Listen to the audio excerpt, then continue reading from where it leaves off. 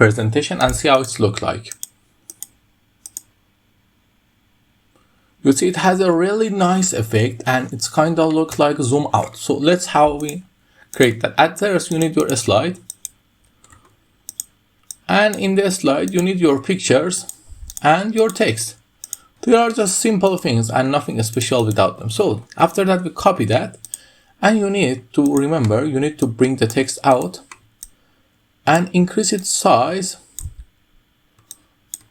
You see, you can see from here if you are doing your work right or wrong to this matter. And then just simply bring this thing in the middle. And okay, now let's change something about these colors, or if you want you can, and if you want you can.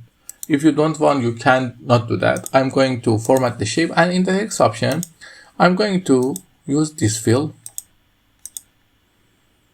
It's a little warmer,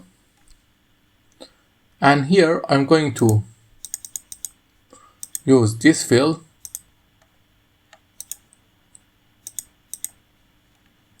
and set the transition to morph.